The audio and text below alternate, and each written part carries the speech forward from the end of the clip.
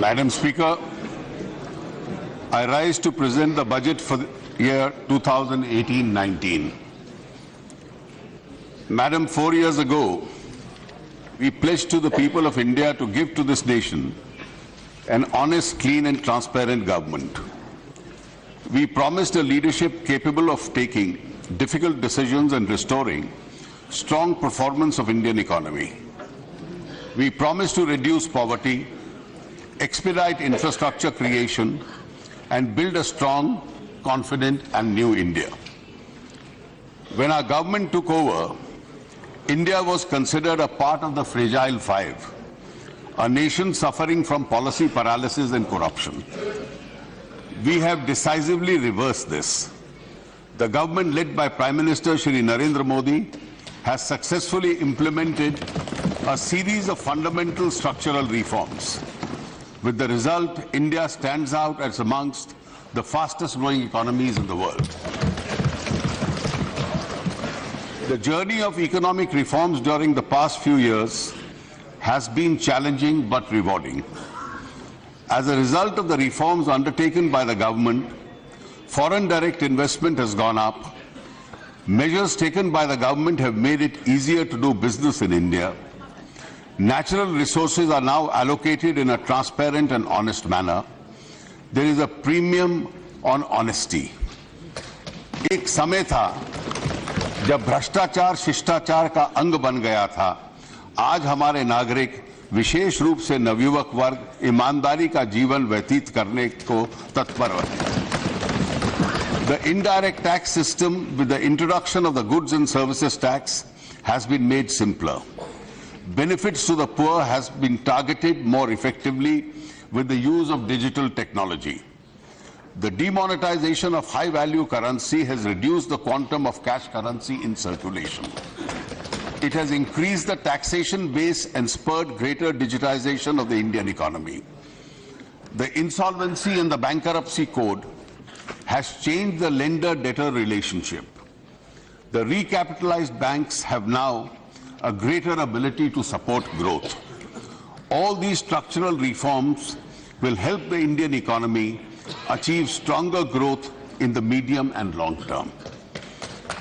Indian economy has performed very well since our government took over in May 2014.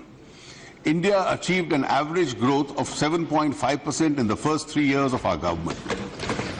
Indian economy is now a $2.5 trillion economy, 7th largest in the world. India is expected to become the 5th largest economy very soon. On purchasing power parity basis, we are already the 3rd largest economy. Indian society, polity and economy have shown remarkable resilience in adjusting with structural reforms. The GDP growth at 6.3% in the second quarter signaled a turnaround of the economy. We hope to grow at 7.2 to 7.5% in the second half. The IMF in its latest update has forecast that India will grow at 7.4% next year. Manufacturing sector is back on the growth path. The services, which is the mainstay of our growth, have also resumed their high growth rate at 8% plus. Our exports are expected to grow at about 15% in 2017-18. We are now firmly on course to achieve a high growth of 8% plus.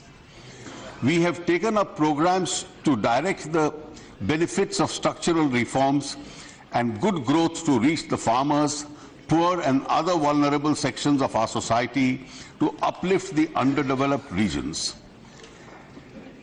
This year's budget will consolidate these gains and particularly focus on strengthening agriculture and rural economy, provision for good health to economically less privileged, taking care of senior citizens, infrastructure creation, and working with the states to provide more resources for improving the quality of education in the country. The Prime Minister, Shri Narendra Modi, has always stressed the importance of good governance. He has articulated the vision of minimum government and maximum governance. This vision has inspired government agencies in carrying out hundreds of reforms in policies, rules and procedures. This transformation is reflected in the improvement of India's ranking by 42 places in the last 3 years in the World Bank's Ease of Doing Business, with India breaking into the top 100 for the first time. I would like to congratulate all those who worked to achieve this. हमारी सरकार अब ease of doing business से आगे बढ़कर देश के जन सामान्य, विशेषकर गरीब और मध्यम वर्ग की जिंदगी को आसान बनाने के लिए उनकी ईज ऑफ लिविंग पे जोर दे रही है। गुड गवर्नेंस का आधार भी यही है कि देश के आम नागरिक के जीवन में सरकारी दखल कम से कम हो। उज्ज्वला योजना के माध्यम से सरकार देश के करोड़ों गरीबों को मुफ्त गैस कनेक्शन दे रही है। सौभाग्य योजना के जरिए 4 करोड़ घरों में बिजली कनेक्शन से जोड़ा जा रहा है। 3000 से ज्यादा जन औषधि केंद्र में 800 से ज्यादा दवाइयां कम कीमत पर बेची जा रही हैं। स्टेंट की कीमत नियंत्रित की जा गई है। गरीबों को मुफ्त डायलिसिस सुविधा के लिए विशेष योजना शुरू की गई है। गरीबों और मध्यम वर्ग को आवास योजनाओं की ब्याज दरों से बड़ी राहत भी दी गई है।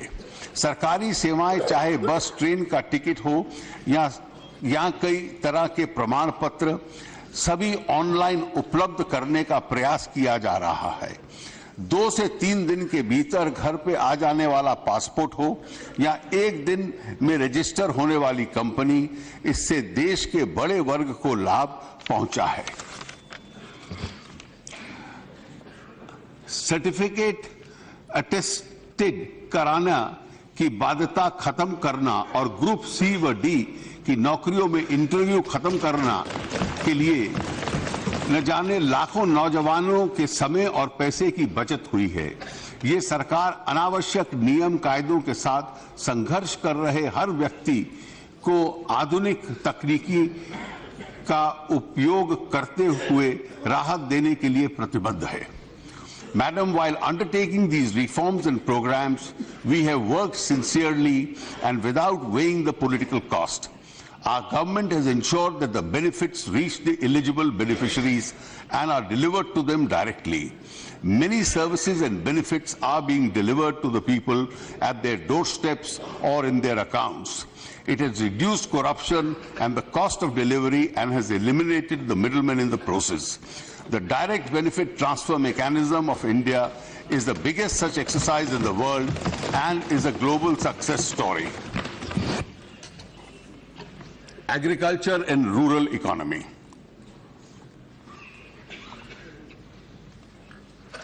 My government is committed to the welfare of the farmers. For decades, the country's agricultural policy and programs has remained production-centric. We had sought to effect a paradigm shift. The Honorable Prime Minister gave a clarion call to double the farmers' income by 2022, when India celebrates its 75th year of independence. Our emphasis is on generating higher incomes for farmers. We consider agriculture as an enterprise and want to help the farmers to produce more from the same land parcel at lesser cost and simultaneously realize higher prices for their produce. Our emphasis is also on generating productive and gainful on-farm and non-farm employment for farmers and the landless families.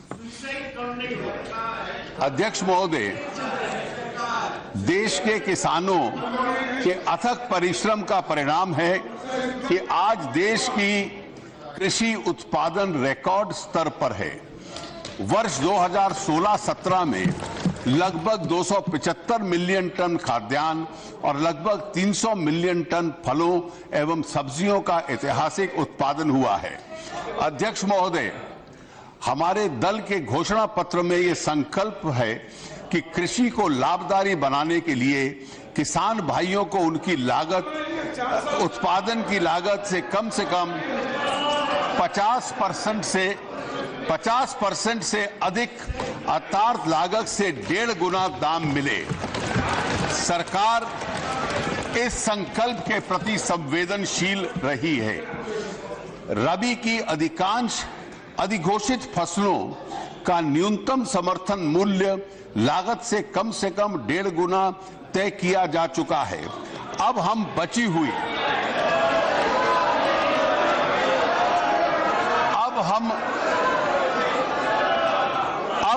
बची हुई अधिघोषित फसलों के लिए भी इस संकल्प को एक सिद्धांत की तरह लागू करने का फैसला लिया है। मुझे ये घोषणा करते हुए अत्यंत प्रसन्नता का अनुभव हो रहा है कि तय किए गए सिद्धांत के अनुसार सरकार ने आगामी खरीफ की सभी अधिघोषित फसलों का न्यूनतम समर्थन मूल्य उत्पादन लागत से कम 1.5 गुना करने का फैसला ले लिया है। मेरा विश्वास है कि यह ऐतिहासिक निर्णय किसान भाइयों की आय दुगनी करने की दिशा में एक महत्वपूर्ण कदम साबित होगा। हमारी सरकार किसी भी विषय को टुकड़े टुकड़ों में नहीं वरना समग्रता के साथ सुलझाने की अप्रोच के साथ काम करती है। न्यूनतम समर्थन मूल्य बढ़ा देना ही पर्याप्त नहीं है। ये अधिक महत्वपूर्ण है कि घोषित एमएसपी का पूरा लाभ किसानों को मिले। इसके लिए यह आवश्यक है कि यदि बाजार के दाम एमएसपी से कम हो तो सरकार एमएसपी की खरीदी करे या किसी अन्य व्यवस्था के अंतर्गत ये सुनिश्चित करे कि किसानों को पूरा एमएसपी मिले। नीति आयोग केंद्र एवं राज्य सरकारों के साथ चर्चा कर एक पुख्ता व्यवस्था तैयार करेगा जिससे किसानों को उनकी फसल के उचित दाम दिलवाए जा सकेंगे। For better price realization, farmers need to make decisions based on prices likely to be available after its harvest. Government will create an institutional mechanism with participation of all concerned ministries to develop appropriate policies, practices for price and demand forecast, use of future and options market, expansion of warehouse depository system, and to take decisions about specific export and import related measures. Madam Speaker, last year I had announced the strengthening of the ENAM and to expand the coverage of the ENAM to 585 APMCs. 470 APMCs have been connected to ENAM's network and the rest will be connected by March 2018. More than 86% of our farmers are small and marginal. They are not in a position to directly transact at APMCs and other wholesale markets. We will develop and upgrade existing 22,000 rural hats into Grameen agricultural markets. In these GRAMs, physical infrastructure will be strengthened by using Manrega and other government schemes. These GRAMs, electronically linked to ENAMs, are exempted from regulations of the EPMCs and will provide farmers directly to make direct sale to consumers and bulk purchasers. An agri-market infrastructure fund with a corpus of rupees 2,000 crore will be set up for developing and upgrading the agricultural market infrastructure in the 22,000 Grameen agricultural markets and 585 APMCs. The task of connecting all eligible habitations with all weather roads has been substantially completed, and with the target date brought forward to March 2019 from March 2022. It is now time to strengthen and widen its ambit further to include major link routes which connect habitations to agricultural and rural markets, higher secondary schools and hospitals. The Pradhan Mantri Gram Sadak Yojana Phase 3 will include such linkages. हम वर्षों से ये कहते रहे हैं कि भारत एक कृषि प्रधान देश है।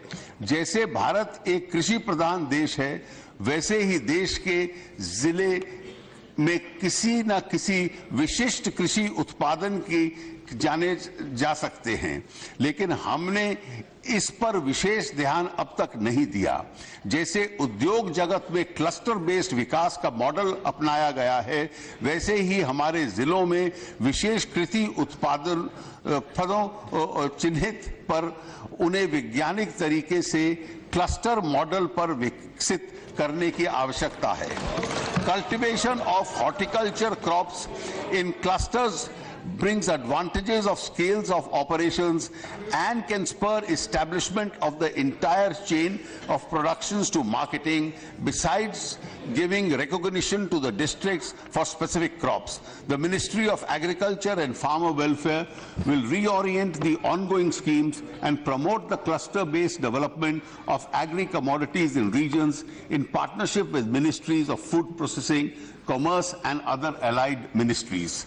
Our government has promoted organic farming in a big way.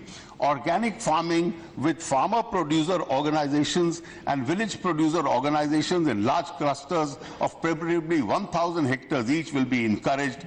Women self-help groups will also be encouraged to take up organic agriculture in clusters under the National Rural Livelihood Program. Our ecology supports cultivation of highly specialized medicinal and aromatic plants. India is also a home to a large number of small and cottage industries which manufacture perfumes, essential oils and other associated products. Our government shall support an organized cultivation of associate industries. I propose to allocate a sum of rupees 200 crores for this purpose. Food processing sector is growing at an average of 8% per annum. The Prime Minister's Krishi Sampada Yojana is our flagship program for boosting the investment in food processing.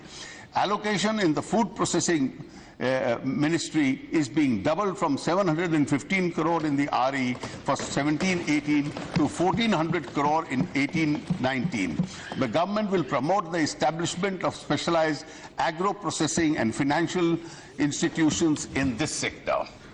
Tomato, onion and potato are basic vegetables consumed throughout the year. However, seasonal and regional production of these perishable commodities poses a serious challenge in connecting farmers and consumers in a manner that satisfies both. My government proposes to launch an Operation Green on the lines of Operation Flood. Operation Green shall promote farmer producers organizations, agri-logistics, processing facilities and professional managements. I propose to allocate a sum of rupees 500 crores for this purpose. India's agri-export potential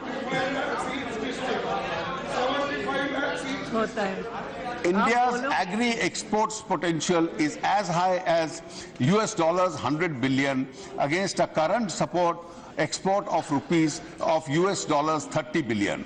To realize this potential, export of agri-commodities will be liberalized. I also propose to set up a state-of-the-art facility in 42 mega food parks.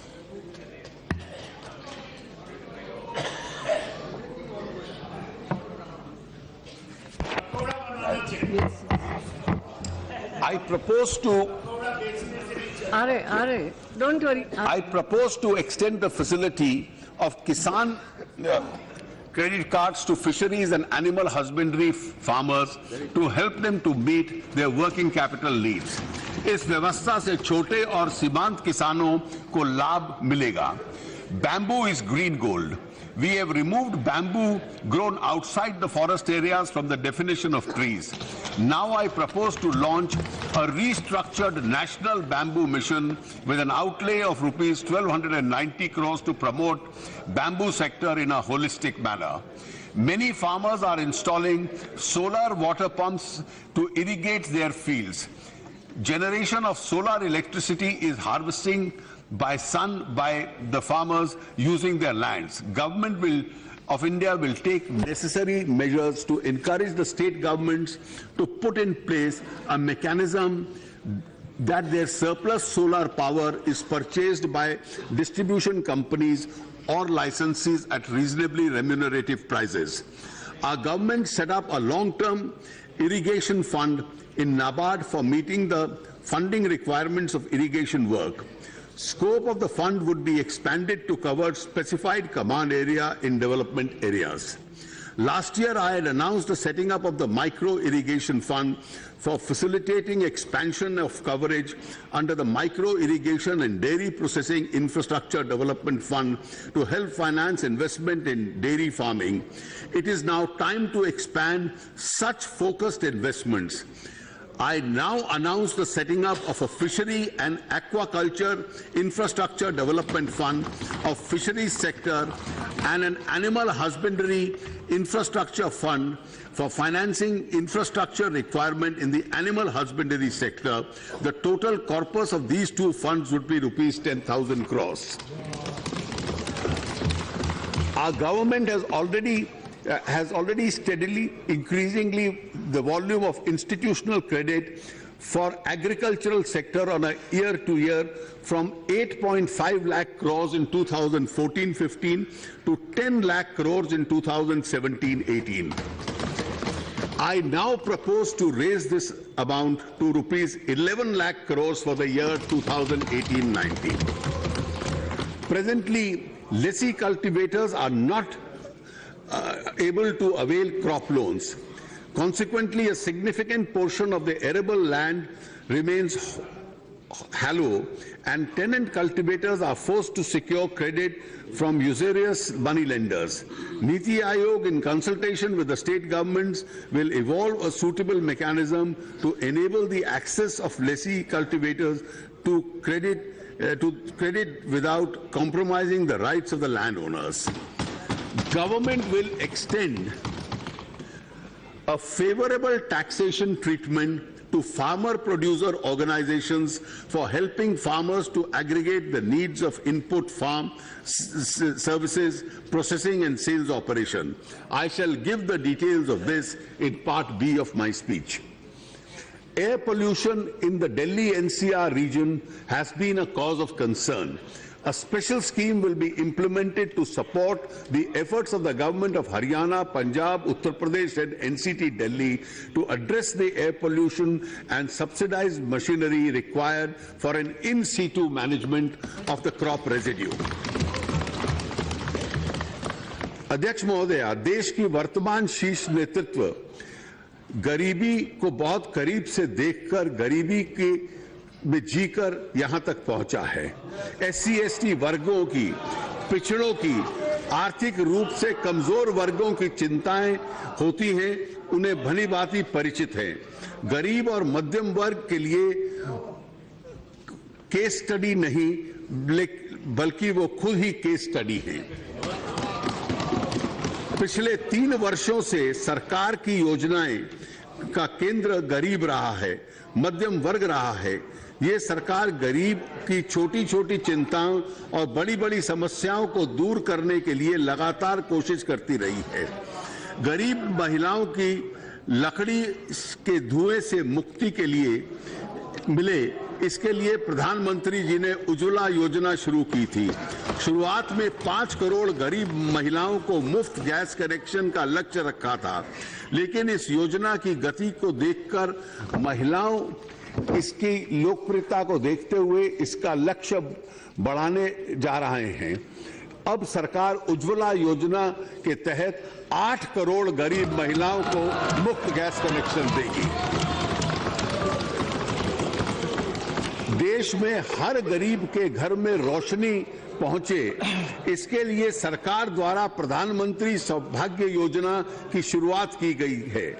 इस योजना के तहत देश के 4 करोड़ गरीब घरों को बिना की कोई शुल्क के बिजली कनेक्शन से जोड़ा जा रहा है। इस योजना पर 16,000 करोड़ रुपए खर्च किए जा रहे हैं। घर का 1 घंटा बिजली ना हो तो हम लोग इधर उधर दौड़ने लगते हैं। टीवी कैसे चलेगा, मोबाइल कैसे चार्ज होगा, लैपटॉप का क्या होगा, ये सोचने लगते हैं। अब आप उन लोगों की सोचिए, उन महिलाओं, उन बच्चों के बारे में सोचिए जिनके घरों में अब बिजली पहुंचेगी तो किस तरह से जिंदगी प्रधानमंत्री सौभाग्य योजना बदलने जा रही है। गरीब को सरकार के स्वच्छ भारत मिशन से बड़ा लाभ पहुंचा है। इस मिशन के तहत सरकार ने अब तक 6 करोड़ से ज्यादा शौचालयों का निर्माण कर चुकी है।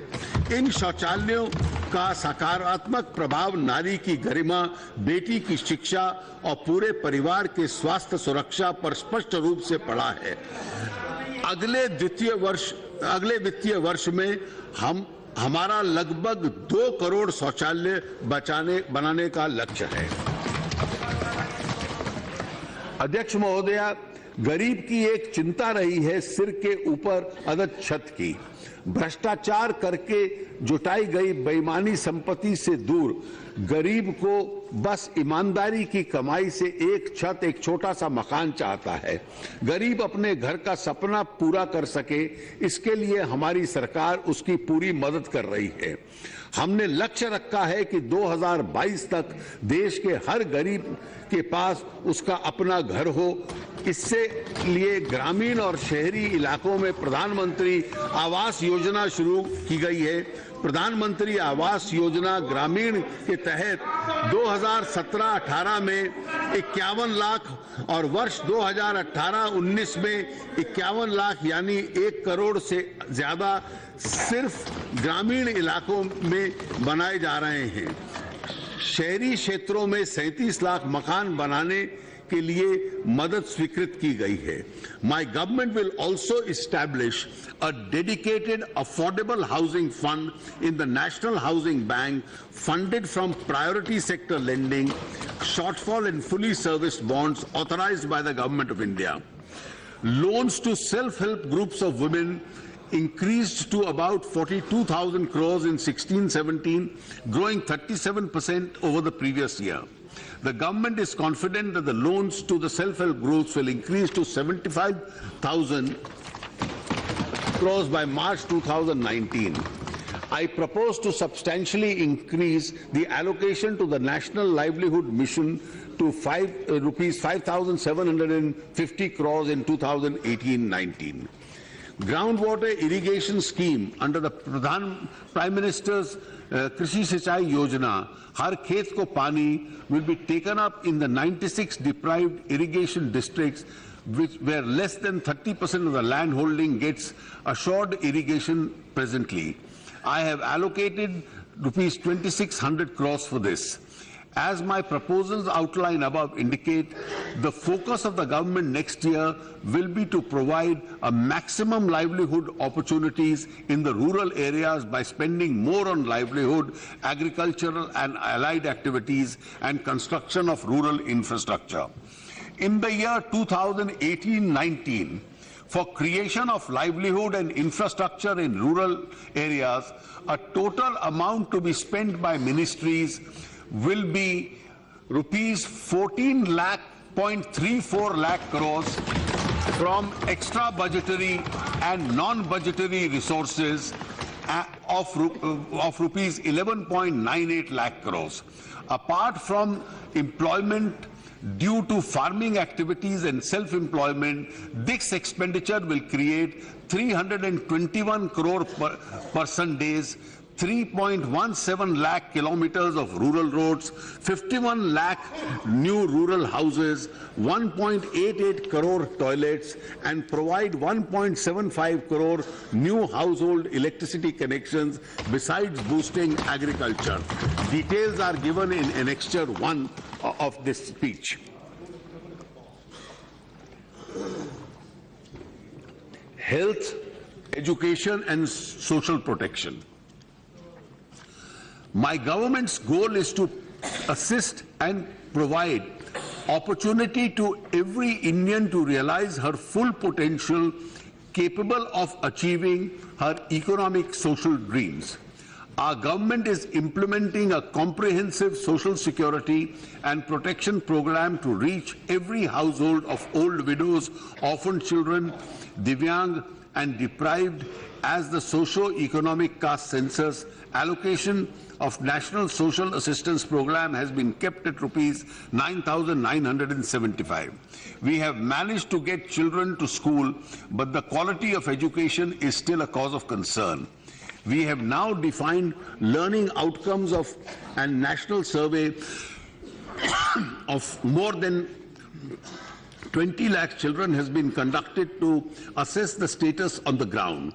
This will help in devising a district-wide strategy for improving the quality of education. We now propose to treat education holistically without segmentation from pre-nursery to class 12.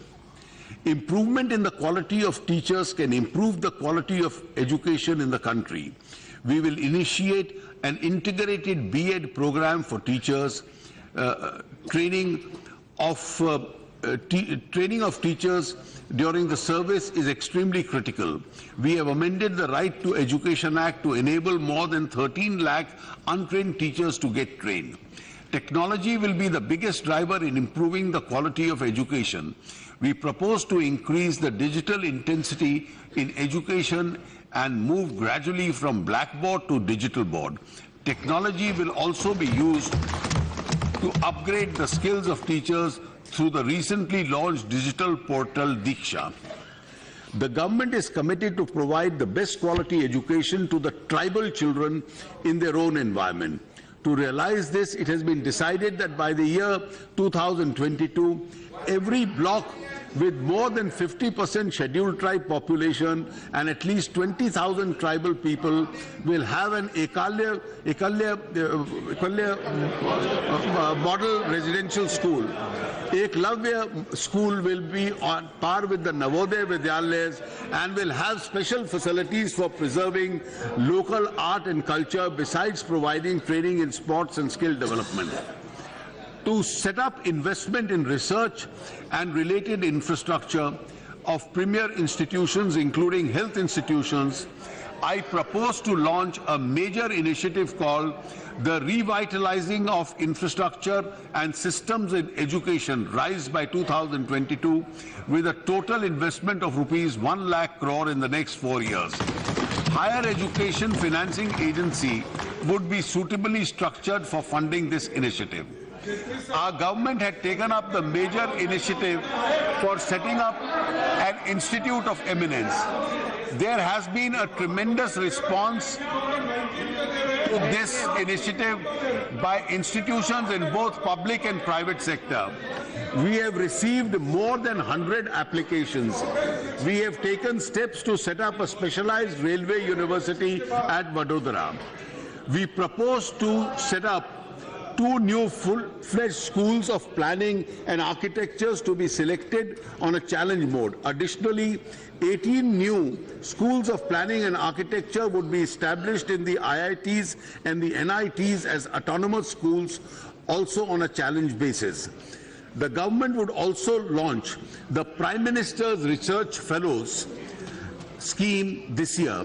Under this scheme, we would identify 1,000 best BTech students each year from premier institutions and provide them with facilities to do PhDs in the IITs and the Indian Institute of Science with a handsome fellowship. It is expected that these bright young fellows would voluntarily commit few hours every week for teaching in a higher educational institution.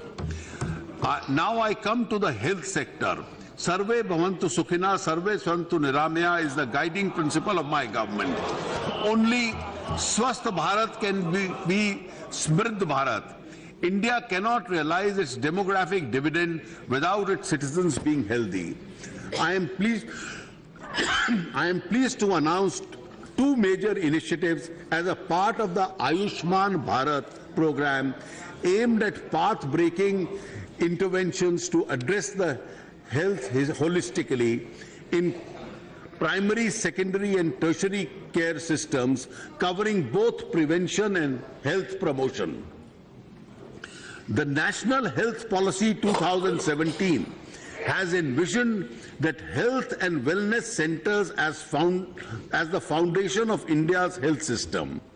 These 1.5 lakh centers will bring healthcare system closer to the homes of the people. These centers will provide a comprehensive healthcare including a non-communicable diseases and maternal and child services. These centers will also provide free essential drugs and diagnostic services. I am committing rupees 1,200 crores in this budget for this flagship program. I am also invite contribution from the private sector through the CSR and the philanthropic institutions in adopting these centers. Madam Speaker, we are all aware that lakhs of families in our country have to borrow or sell assets to receive indoor treatment in hospitals. Government is seriously concerned about the impoverishment of the poor and the vulnerable families. Presently, the Rashtriya Swasthya Bima Yojana provides an annual coverage of only rupees 30,000 to poor families.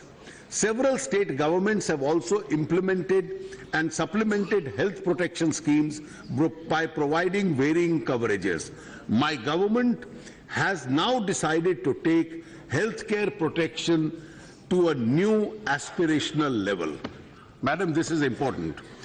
We are now launching a flagship national health protection scheme to cover 10 crore poor and vulnerable families. This is approximately 50 crore beneficiaries. By providing them up to 5 lakh rupees per family per year for secondary and tertiary care hospitalization. This will be the world's largest government-funded healthcare program. Adequate funds will be provided for smooth implementation of this program.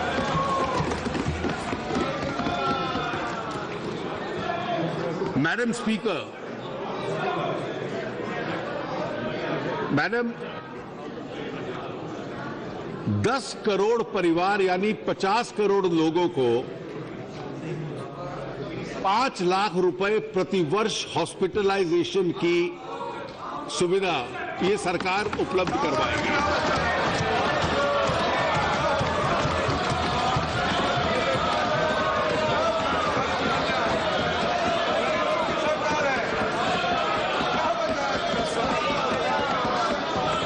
Madam Speaker, these two far-reaching initiatives under Ayushman Bharat program will build a new India 2022 and ensure enhanced productivity, well-being and avert wage loss and impoverishment.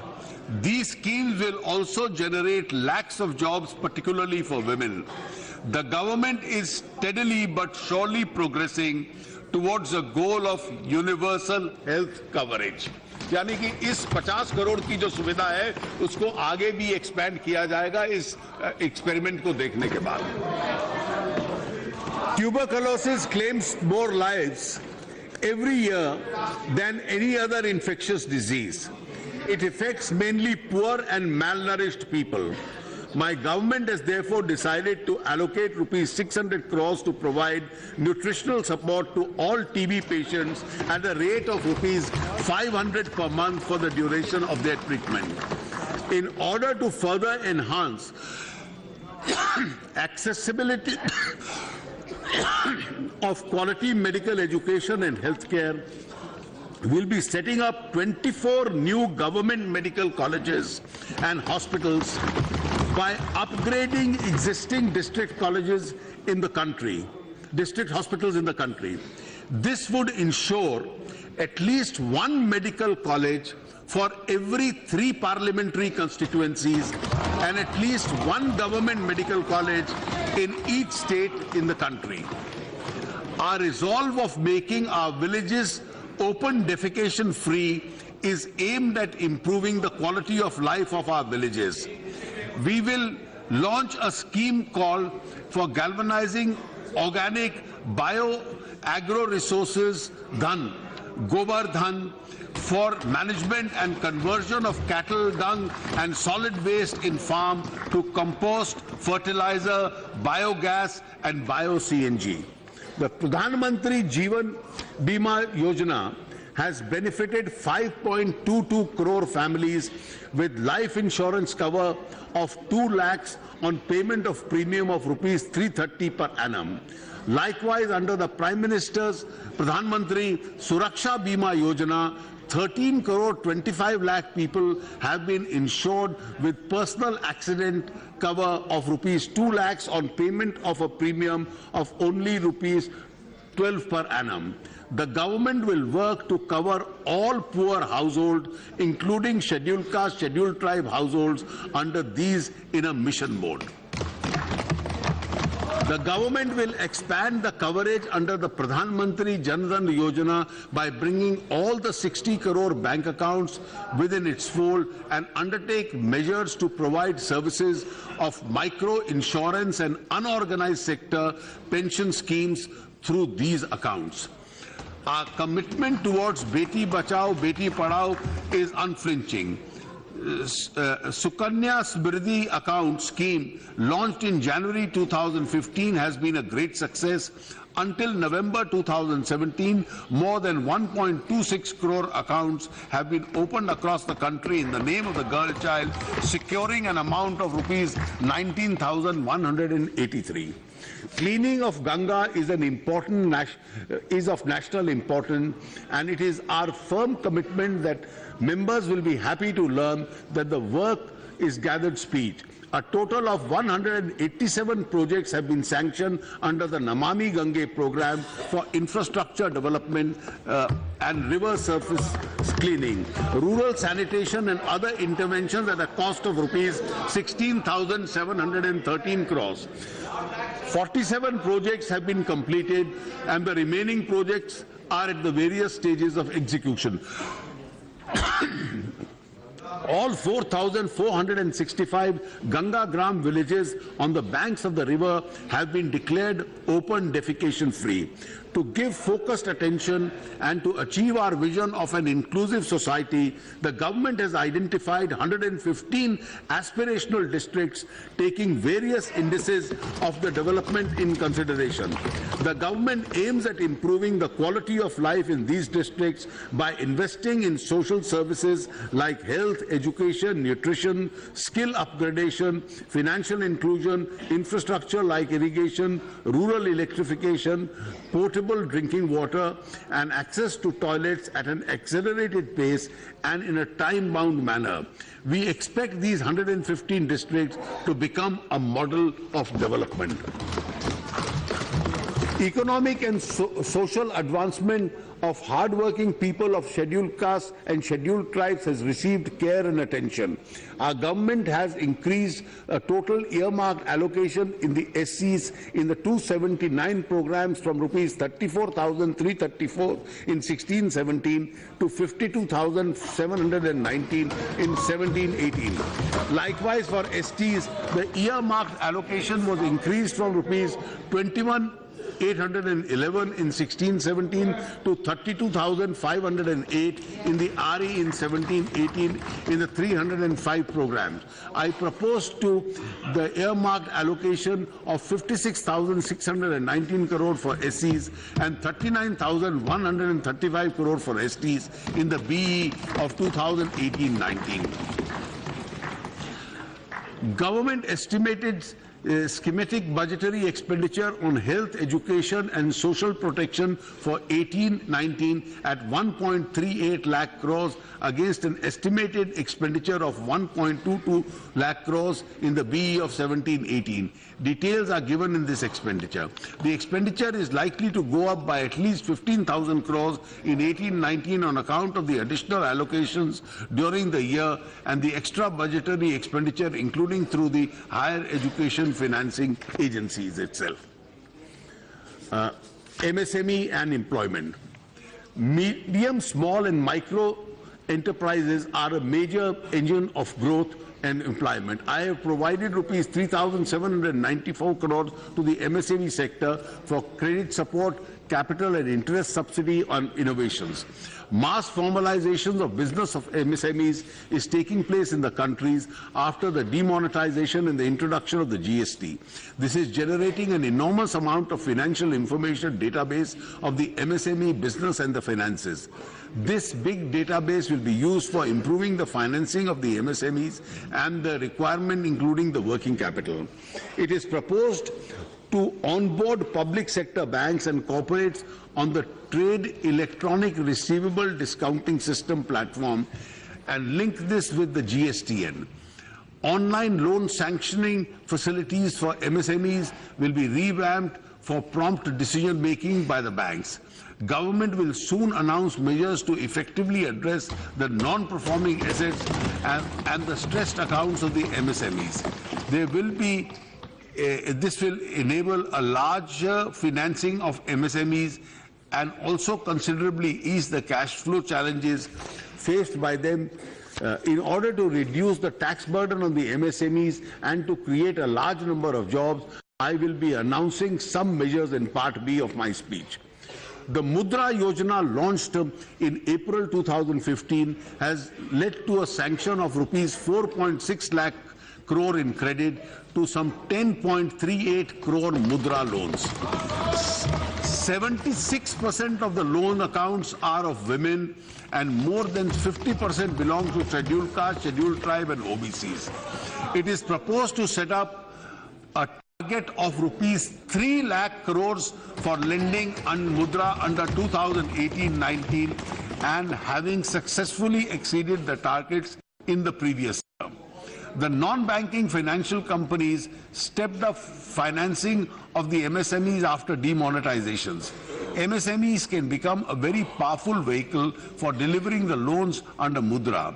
Refinancing policy and eligibility criteria set up by the Mudra will be reviewed for better refinancing of the MSMEs. Use of fintech in financial space will help the growth of the MSMEs. A group in the Ministry of Finance is examining the policy and the institutional development measures needed for creating the right environment in the fintech companies to grow in India. Venture capital funds and angel investors need an innovative and special development and regulatory regime in their growth. We have taken a number of policy decisions, including launching of the Startup in India program, building a very robust alternative investment regime in the country, and rolling out a taxation regime designed for the special nature of the VCFs and the angel investors. We will take additional measures to strengthen the environment for their growth and successful operation of the Alternative Investment Fund in India. Creation of job opportunities and facilitating generation of employment has been at the core of the policy planning. During the last 3 years, we have taken a number of steps to boost employment and generation in the country. These measures include contribution of 8.33% of the EPF for new employees by the government for 3 years, contribution of 12% to EPF of new employees of 3 years by government sector, employing large number of people such as people like textile, leather and footwear, additional deduction to employees of 30% of wages paid for employees under the Income Tax Act, launch of National Apprentice Scheme and stipend and support and sharing of the cost of the basic training by the government to give training to 50 lakh youth by 2020, introduction system of fixed term employment for apparel and footwear industry, increasing paid maternity leave from 12 weeks to 26 weeks along with the provision for creches. These measures have started showing results. An independent study conducted recently has shown 70 lakh formal jobs being created in this year. To carry forward the momentum, I am happy to announce that the government will contribute 12% of the wages of new employees in EPF for all sectors for the next 3 years. Also, the facility of fixed-term employment will be extended to all sectors. To incentivize employment for more women in the formal sector and to enable higher take-home wages, I propose to make an amendment to the Employees Provident Fund and Miscellaneous Provision Act to reduce women contribution to 8% for the first 3 years of their employment, as against 12% or 10%, with no changes to the employer's contribution. The government is setting up a model aspirational skill center in every district in the country under the Pradhan Mantri Kaushal Kendra program. 306 Pradhan Mantri Kaushal Kendras have been established for imparting skill training through these centers.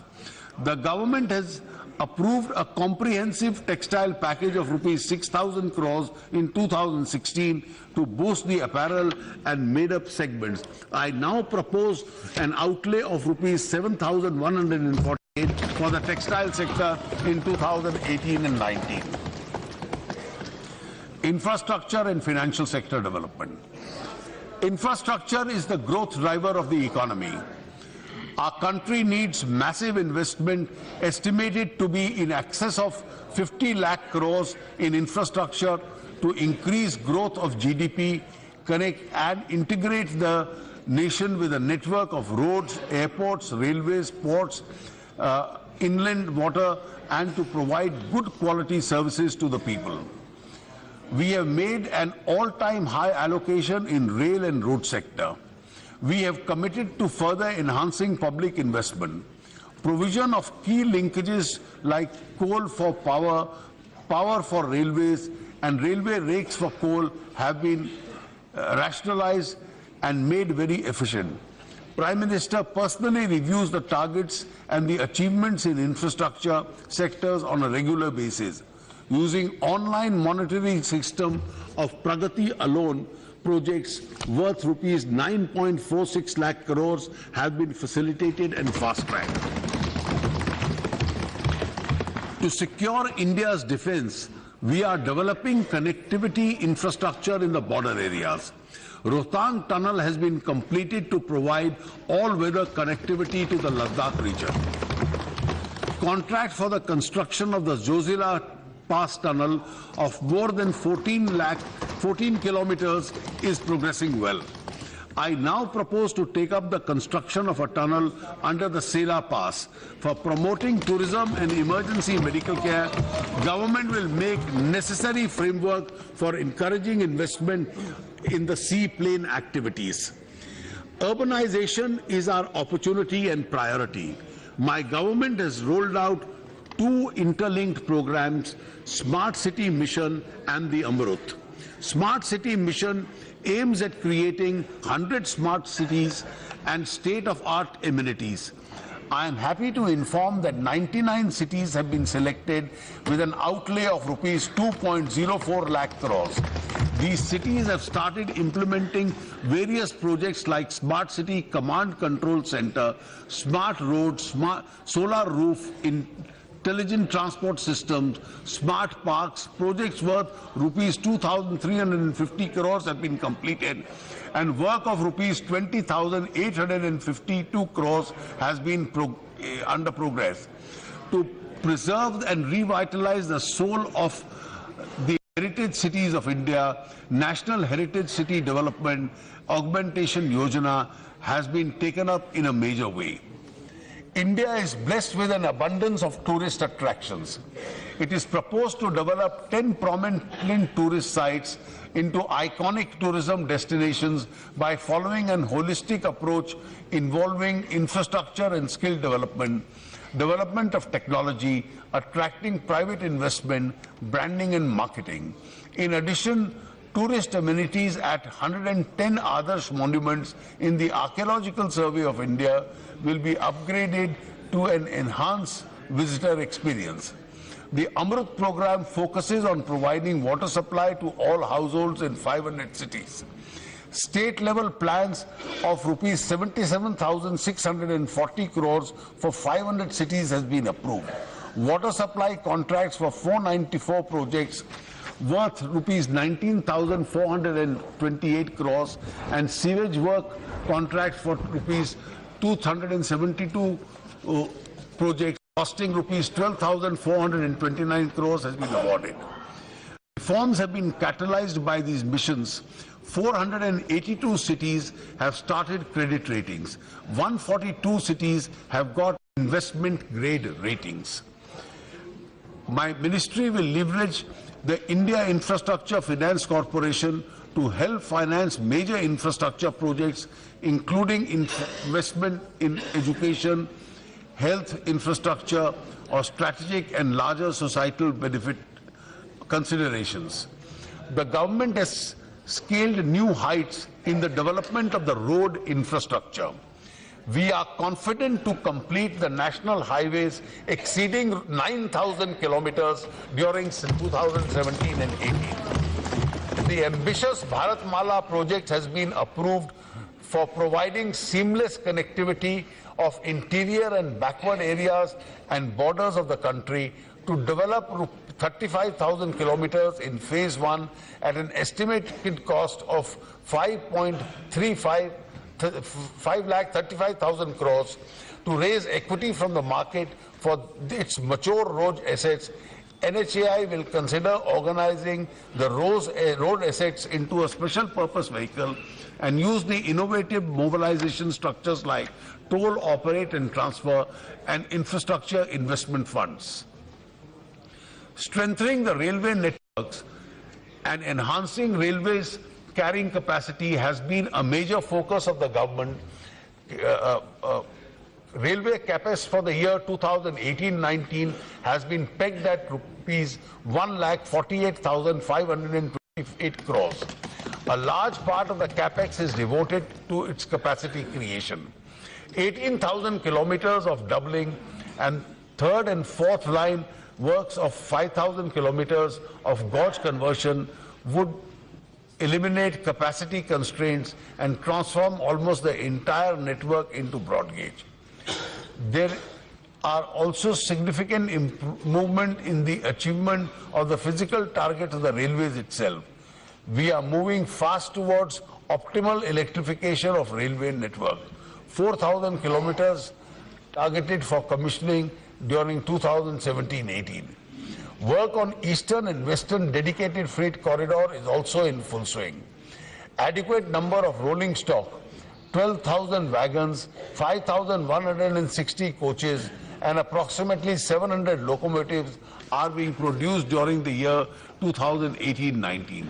A major program has been initiated to strengthen the infrastructure goods shed and fast-track commissioning of the private buildings. A safety-first policy with allocation of adequate funds under the Rashtriya Railway Sanrakshana Kosh is a cornerstone of the railways. Focus on safety. Maintenance of track infrastructure is being given special attention. Over 3,600 kilometers of track renewal is targeted during the current year. Other major steps include increasing use of technology, fog-safe train protection and warning system. A decision has been taken to eliminate 4,267 unmanned railway crossings in the broad gauge network in the next 2 years. Redevelopment of 600 major railway stations is being taken up by the Indian Railway Station Development Company Limited. All stations with more than 25,000 footfalls will have escalators. All railway stations and trains will be progressively provided with Wi-Fi, CCTVs, and will also provide at all stations and on trains to enhance security passengers. Modern train sets with state-of-art amenities and features are being designed at the Integrated Coach Factory, Perambur. First such train set will be commissioned during 2018-19. The Mumbai transport system, which is the lifeline of the city, is being expanded and augmented to add 90 kilometers of double line track at a cost of rupees 11,000 crores. 150 kilometers of additional suburban network is being planned at a cost of rupees 40,000 crores, including elevated corridors in some sections. A suburban network of approximately 160 kilometers is also being, at an estimated cost of rupees 17,000 crores, is being planned to cater to the growth of the Bengaluru metropolis. Foundation of the Mumbai-Ahmedabad bullet train project, India's first high-speed rail project, was laid on September 14, 2017. An institute is coming up at Vadodara to train the manpower required for the high-speed railway project. For the first 3 years, the domestic air passenger traffic grew at 18%, and our airline companies placed orders for more than 900 aircrafts. Regional Connectivity Scheme, UDAN, initiated by the Government of India last year, shall connect 56 unserved airports and 31 unserved helipads in the country. Operations have already started at 16 such airports. सरकार की इस पहल से हवाई चप्पल पहनने वाले नागरिक भी अब हवाई जहाज की यात्रा कर Airport Authority of India now has 124 airports. We propose to expand our airport capacity more than 5 times to handle 1 billion trips a year under the new initiative.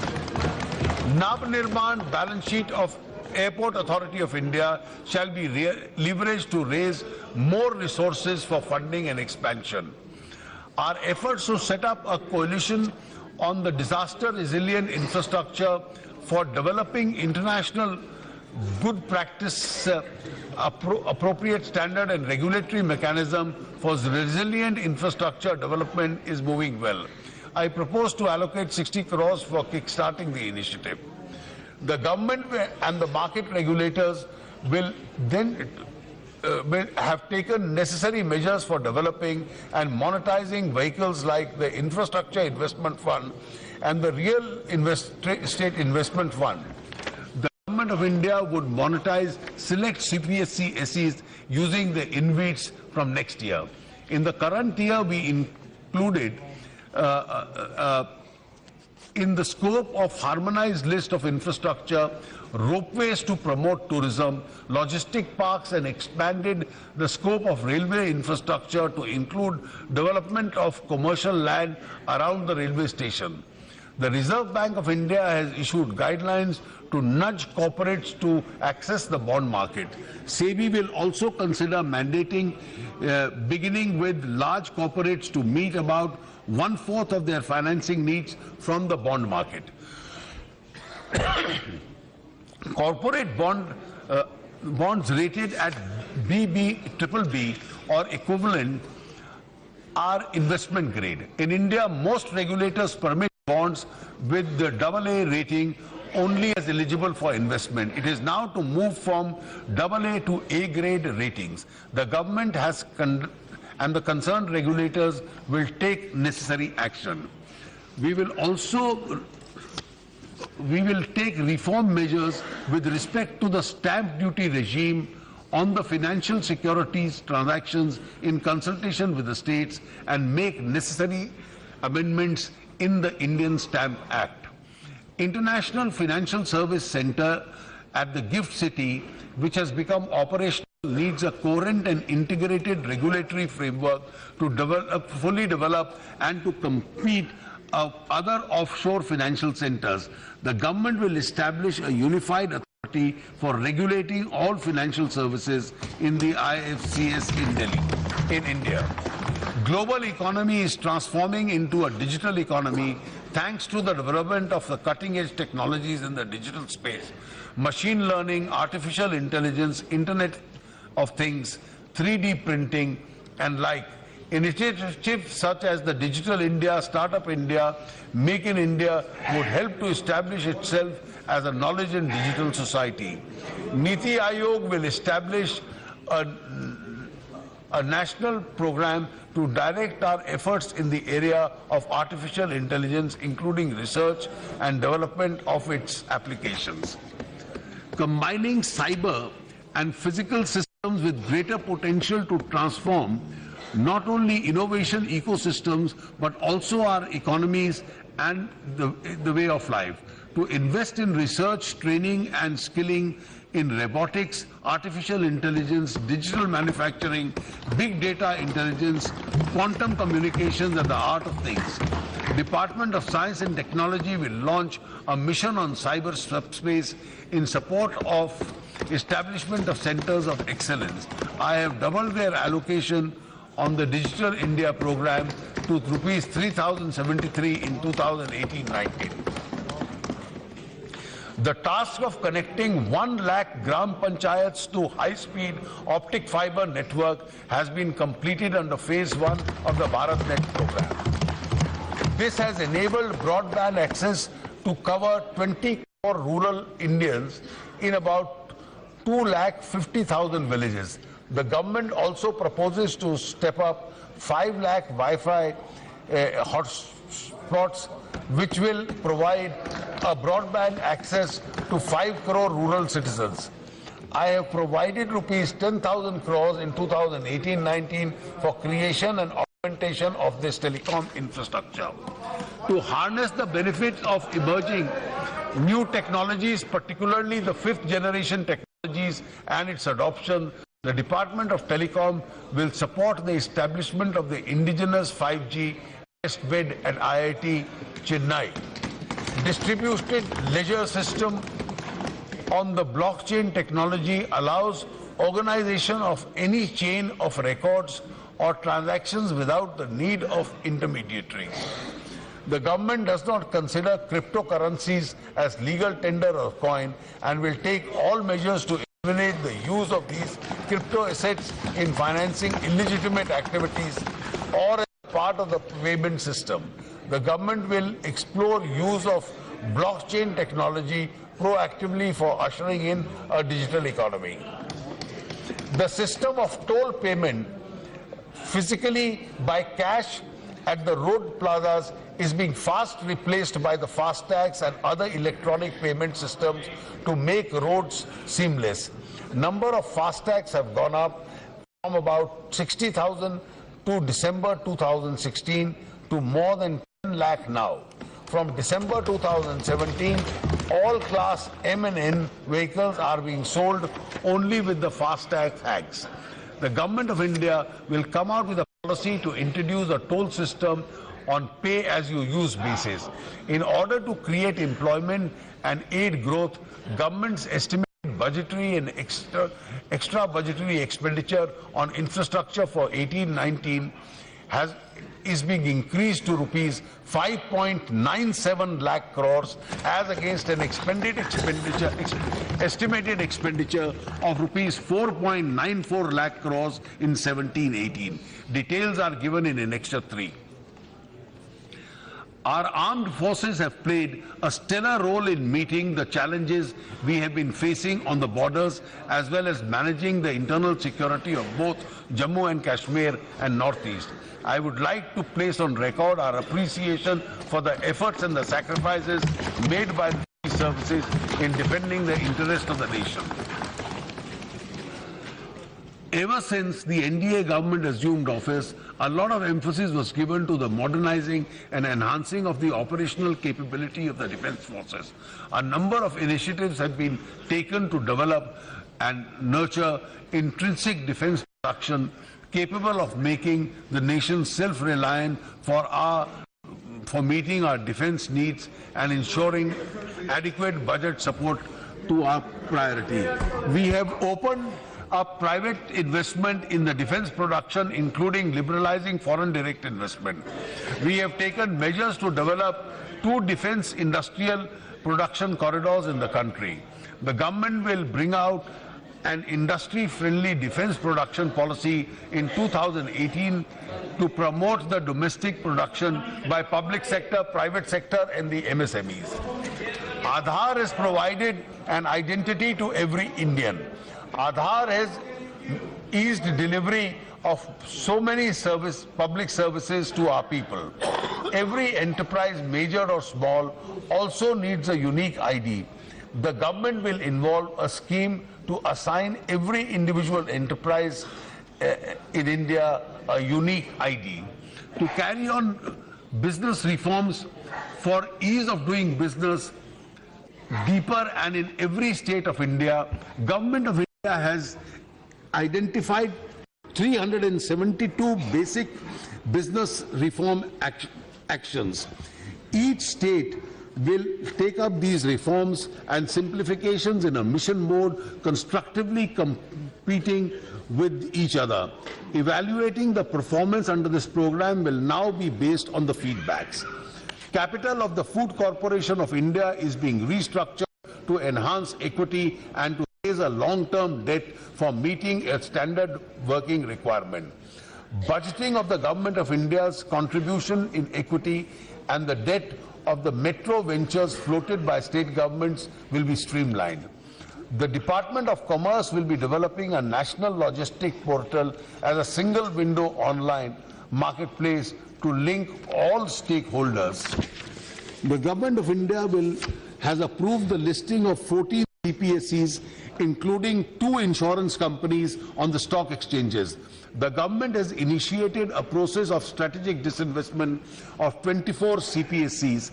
This will include the strategic privatization of the Air India. Process of acquisition of the Hindustan Petroleum Corporation by ONGC has been successfully completed.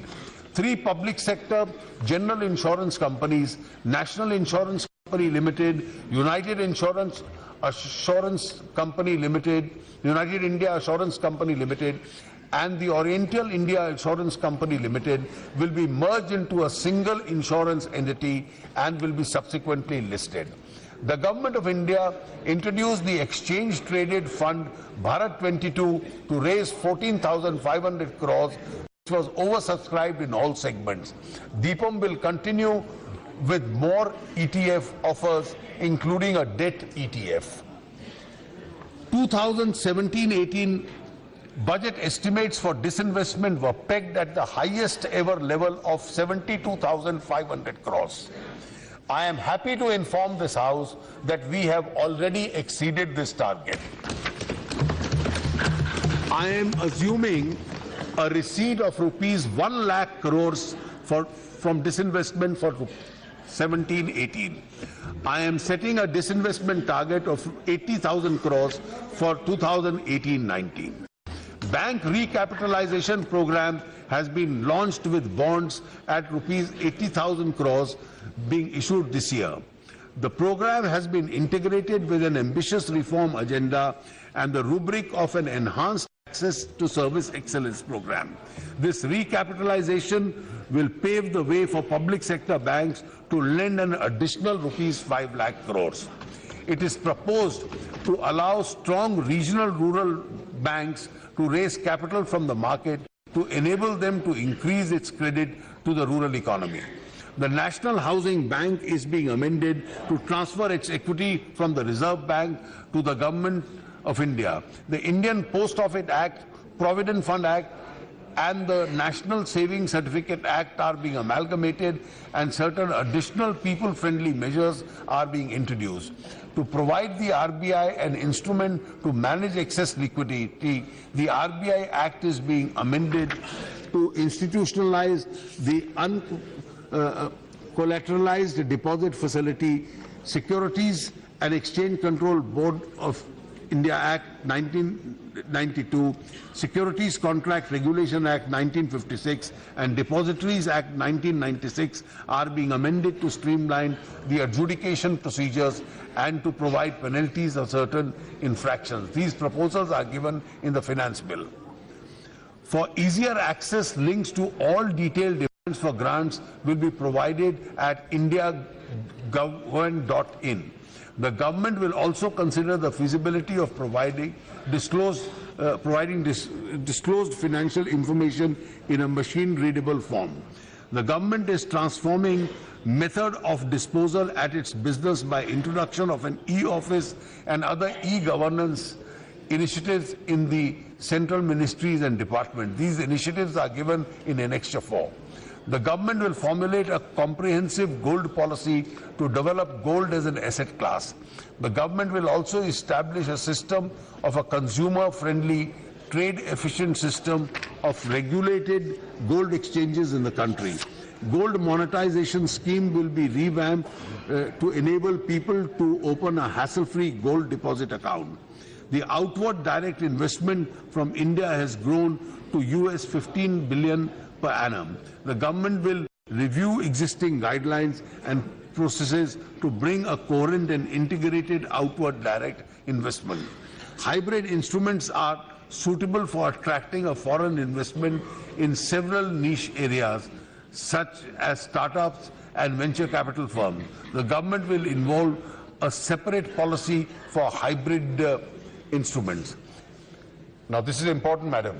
The emoluments of the President, the Vice President and the governors were last revised on 1st January 2006. These emoluments are proposed to be revised to rupees 5 lakhs for President, rupees 4 lakhs for the Vice President and rupees 3.5 lakhs per month for the governors.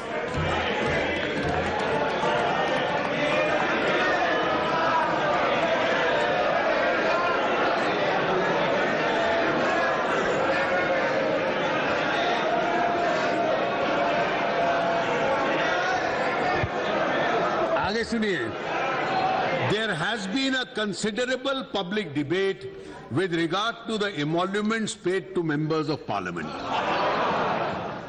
The present practice allows the recipients to fix their own emoluments, which invites criticism.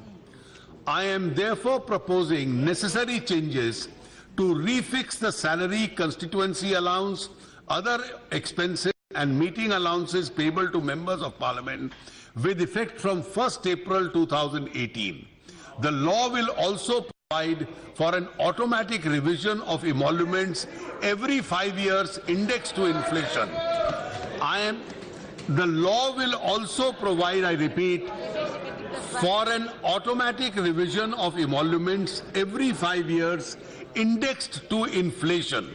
I am sure the members of parliament will welcome this initiative and which will not suffer any criticism in future.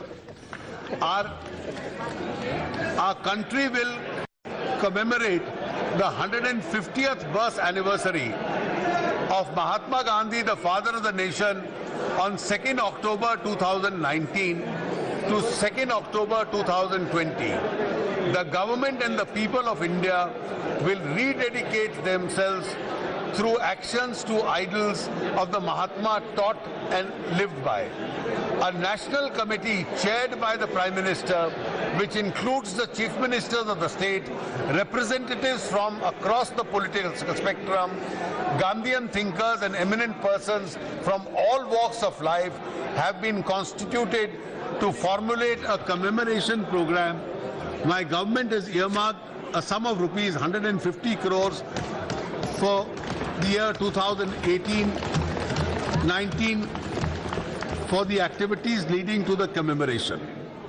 I now turn to the fiscal situation for the year 2017-18 and the fiscal estimates of 2018-19.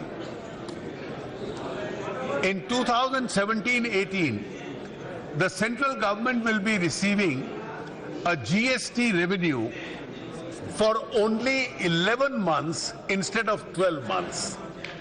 This will have a fiscal effect. There will also be a shortfall of non-tax revenue on account of certain developments, including deferment of the spectrum auctions. A part of this shortfall has been made up through higher direct tax revenues and bigger disinvestment receipts. Total revised estimates of expenditure for 2017-18 are 21.57 lakh crores net of GST compensation transfer to the states, as against a budget estimate of 21.47 lakh crores.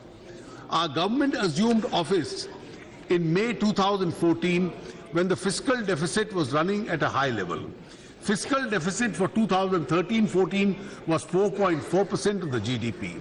The Prime Minister and the government have always attached an utmost importance to prudent fiscal management and controlling fiscal deficit.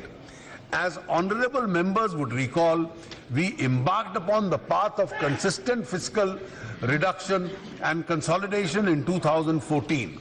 Fiscal deficit was brought down to 4.1 in 14-15, 3.9 in 15-16, 3.5 in 16-17. Revised fiscal deficit estimate for 2017-18 is at rupees 5.95 lakh crores, that is 3.5% of the GDP. I am projecting a fiscal deficit of 3.3% of the GDP for 2018 and 19.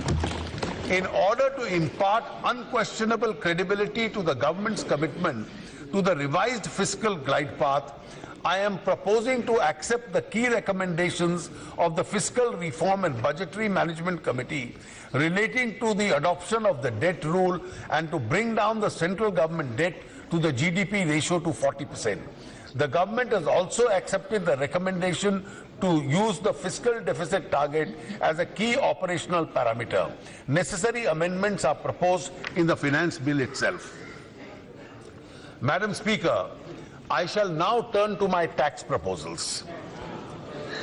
The attempts made by the government, our government for reducing the cash in the economy and for increasing the tax nets have paid rich dividends.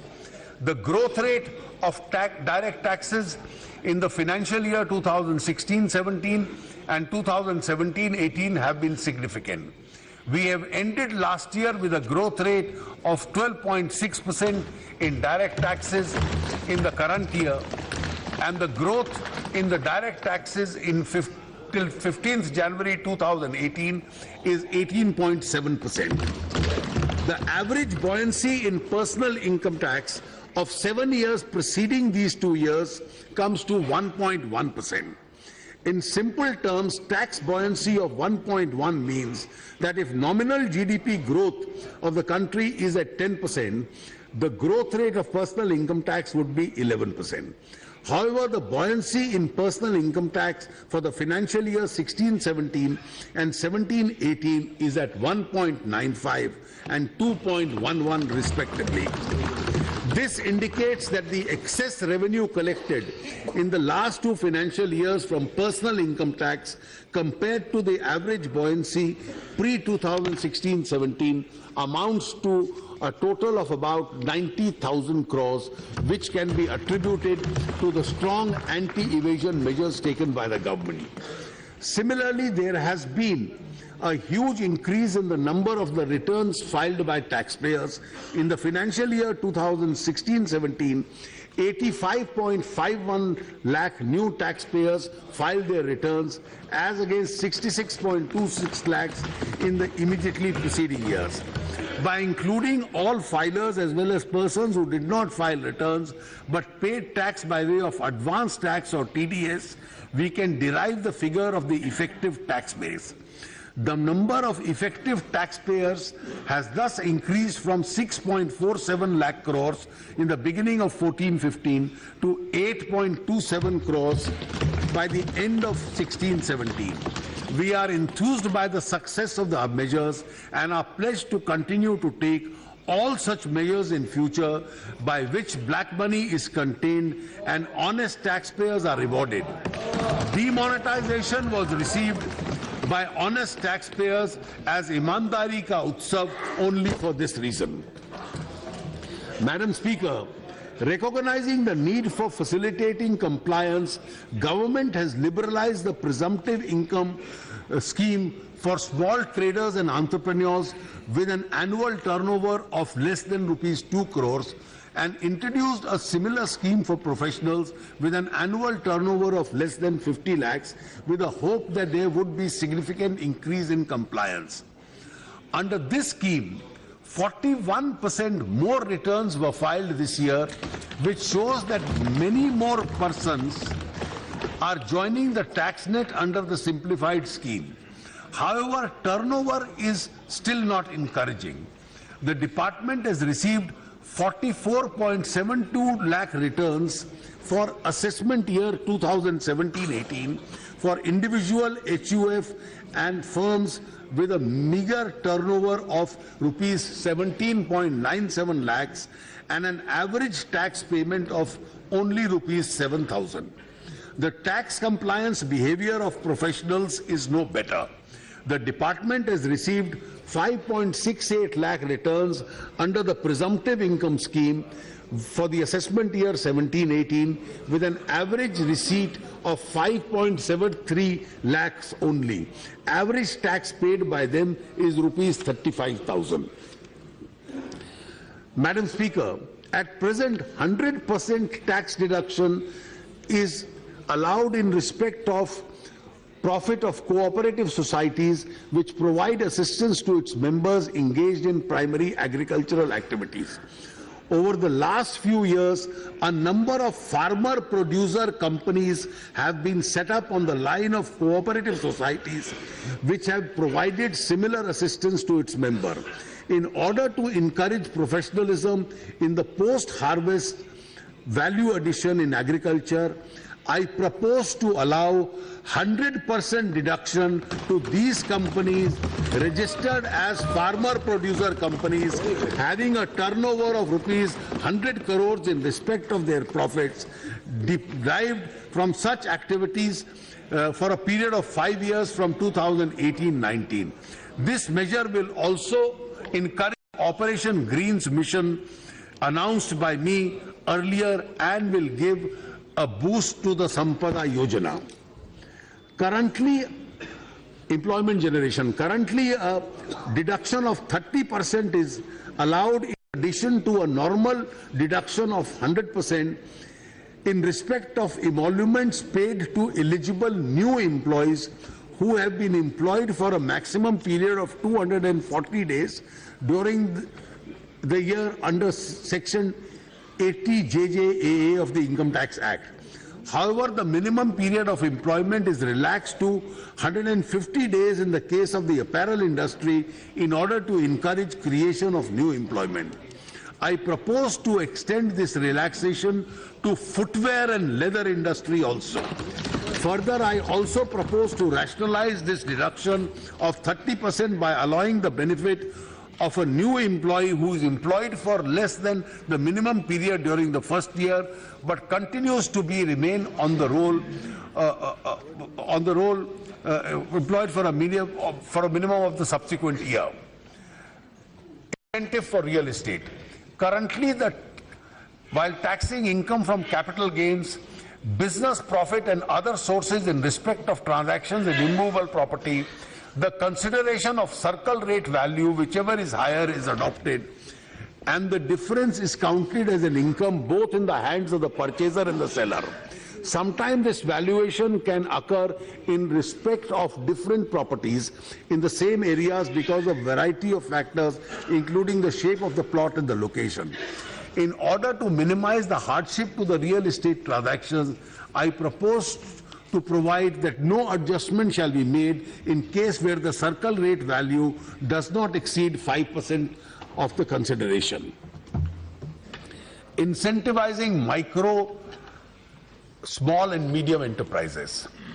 In the Union Budget 2017, I had announced a reduction of corporate tax to 25% for companies whose turnover was 50 crores in the financial year 2015-16.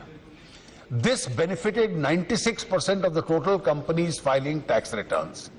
Towards fulfillment of my promise to reduce the corporate tax in a phased manner, I now propose to extend the benefit of the reduced corporate rate of 25% to companies who have a reported turnover up to rupees 250 crores in the financial year 2016-17.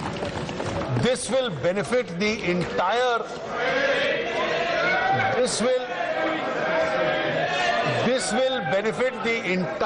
micro, small and medium enterprises, which amount for 99% of the companies filing their tax returns. The estimates of revenue foregone due to this measure, Madam, are they objecting to any concession to MSMEs?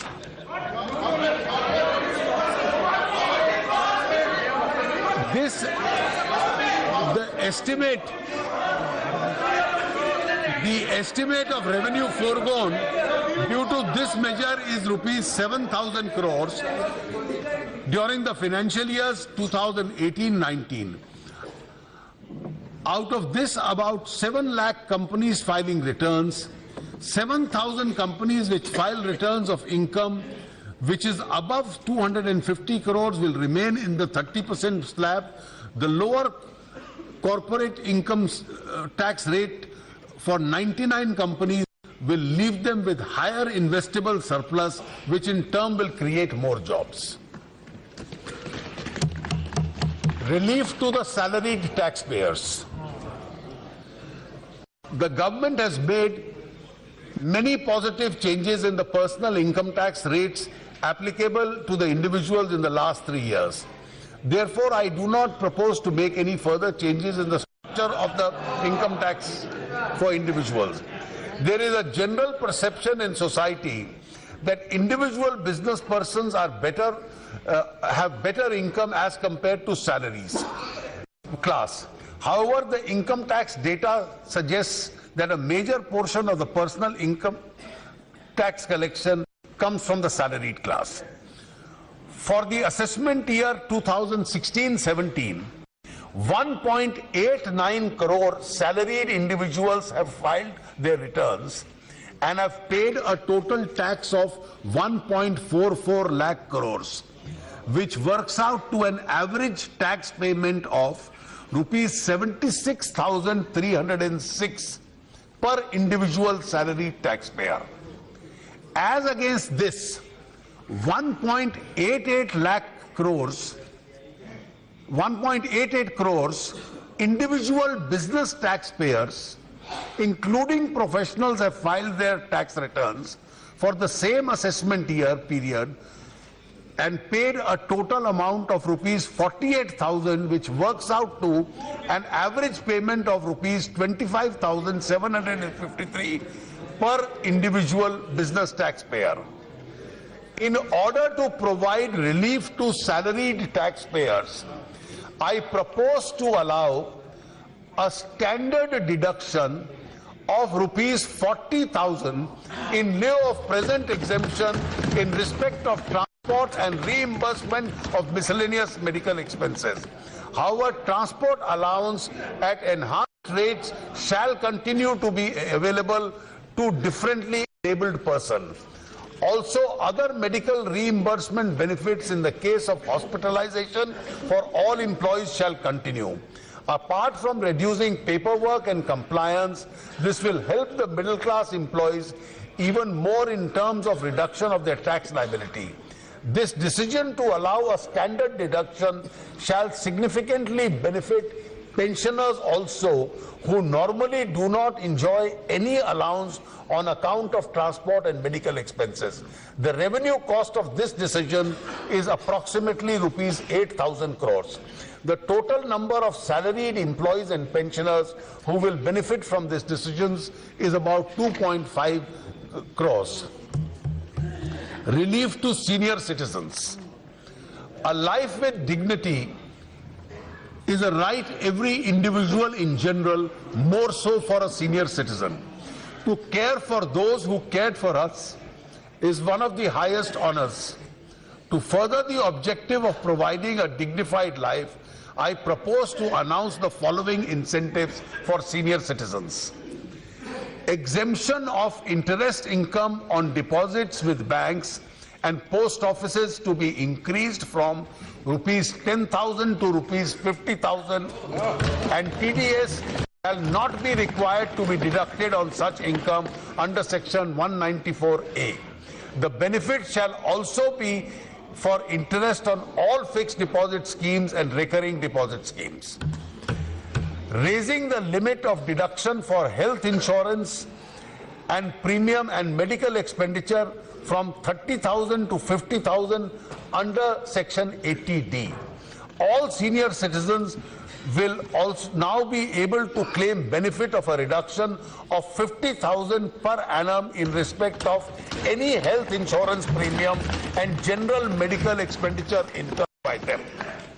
Raising the limit of deduction of medical expenditure in respect of certain critical illness from rupees 60,000 in the case of senior citizens and 80,000 in the case of very senior citizens to rupees 1 lakh in respect of all senior citizens under section 80 DDB.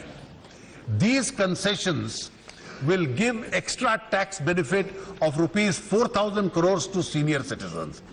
In addition to the tax concessions, I propose to extend the Pradhan Mantri Vay Vandana Yojana up to March 2020, under which an assured return of 8% is given by the Life Insurance Corporation of India. The existing limit of investment of rupees 7.5 lakhs per senior citizen under this scheme is being increased to rupees 15 lakhs. The Government of India had endeavored to develop a world-class international financial centers in India. In recent years, various measures, including tax incentives, have been provided in order to fulfill the objectives. To further this objective, I propose to provide 2 concessions for IFSC in order to promote trade in stock exchanges located in the IFSC. I propose to exempt transfer of derivatives and certain securities by non-residents from capital gains tax. Further, non-corporate taxpayers operating in the IFCs shall be charged alternative minimum tax at a concessional rate of 9% at par with the minimum alternative tax applicable to corporates. Further measures to control cash economy.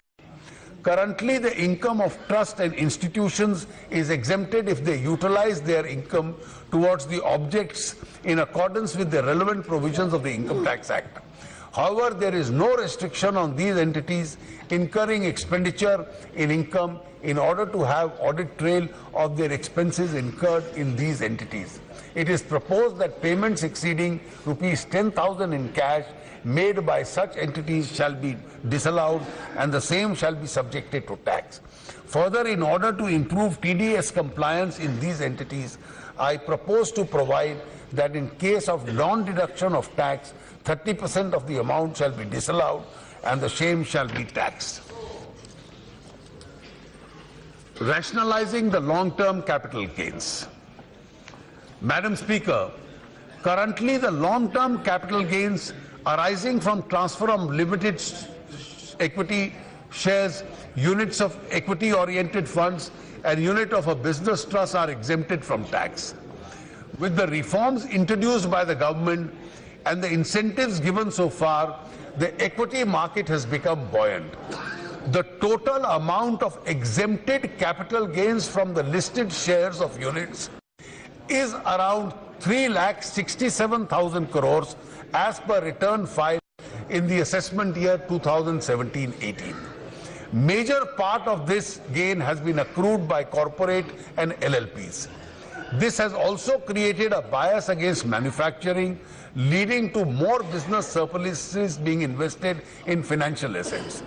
The return on investment in equity is already attractive even without tax exemption. There is therefore a strong case for bringing the long-term capital gains from listed equities into the tax net. However, recognizing the fact that a vibrant equity market is essential for economic growth, I propose only a modest change in the present regime. I propose to tax such long-term capital gain exceeding rupees 1 lakh at the rate of 10% without allowing the benefit of indexation. However, all gains up to 31st January 2018, that is today, will be grandfathered. For example, if an equity share is purchased 6 months before 31st January 2018 at rupees 100 and the highest price quoted on 31st January 2018 in respect of the share is rupees 120, there will be no tax on the gain of rupees 20 if the share is sold after 1 year from the date of purchase. However, any gain in excess of rupees 20 earned after 31st January 2018 will be taxed at 10% if this share is sold after 31st July 2018. The gains from equity shares held up to 1 year will remain short-term capital gain and will continue to be taxed at a rate of rupees 15%. Further, I also propose to introduce a tax on distributed income by equity-oriented mutual funds at a rate of 10%. This will provide a level playing field across the growth-oriented funds and dividend-distributing funds. In view of grandfathering, this change, the capital gain will bring a marginal revenue of rupees 20,000 crores in the first year. The revenues in the subsequent years may be more. Health and education cess. Madam, at present there is a 3% cess on personal income tax and corporate income tax, consisting of 2% cess for primary education and 1% cess for secondary and higher education. In order to take up the needs of education and healthcare and BPL, I have announced in part A of my speech. To fund this, I propose to increase the cess by 1%. The existing 3% cess will be replaced by a 4% health and education cess to be levied on the tax payable. This would enable us to collect an additional rupees 11,000 crores. E-assessment. We had introduced an e-assessment for 2016 on a pilot basis, and in 2017 extended it to 102 cities with an objective of reducing the interface between the department and the taxpayer.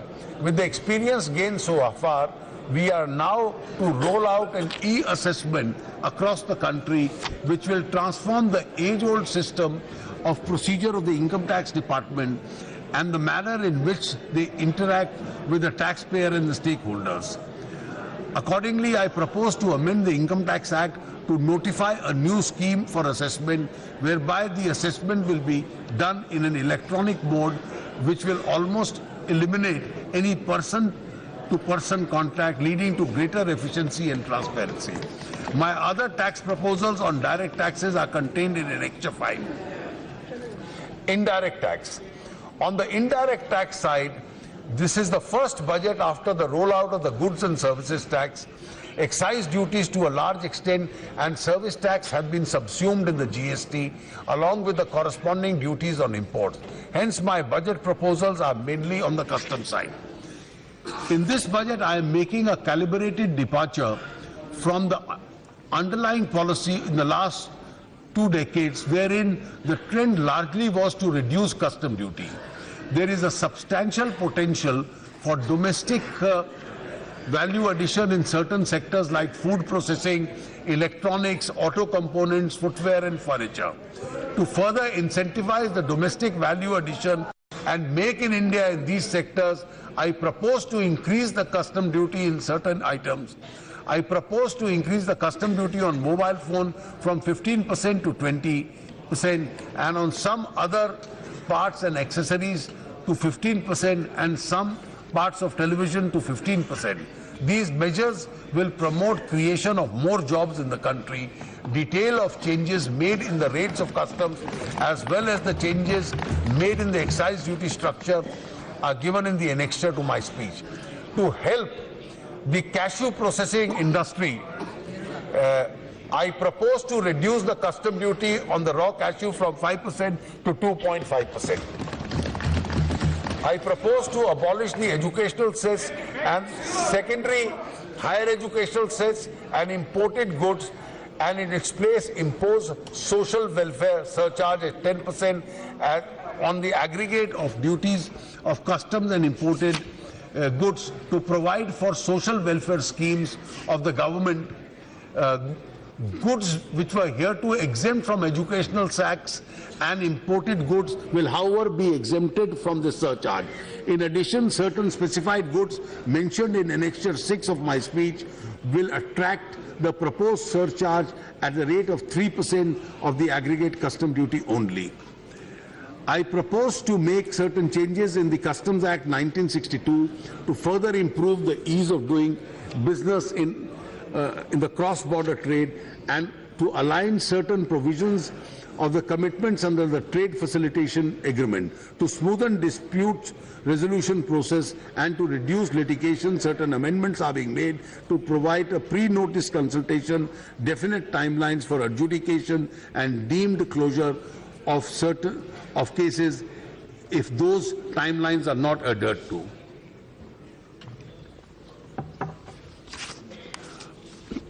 With the rollout of the GST, I propose to change the name of the Central Board of Excise and Custom to the Central Board of Direct Taxes and Customs. The necessary changes in the law are being proposed in the finance bill itself. Madam, while making the proposal in this year's budget, we have been guiding our mission to specially strengthen agriculture, rural development, health, education, employment, MSME and infrastructure sectors of that economy. I am sure that the new India which we aspire will now emerge. Swami Vivekananda had envisioned this decades ago in his Memoirs of the European Travel when he said, and I quote, "You merge yourself in the void and disappear, and let new India arise in your place. Let her arise out of the peasant's cottage, grasping the plough out of the huts of the fishermen. Let her spring from the grocer's shop, from besides the oven of the fritter seller. Let her emanate from the factories, from the marts and from the markets. Let her emerge from the groves and the forests, from the hills and the mountains," unquote. With these words, Madam Speaker, I commend the budget to this Honourable House for its acceptance.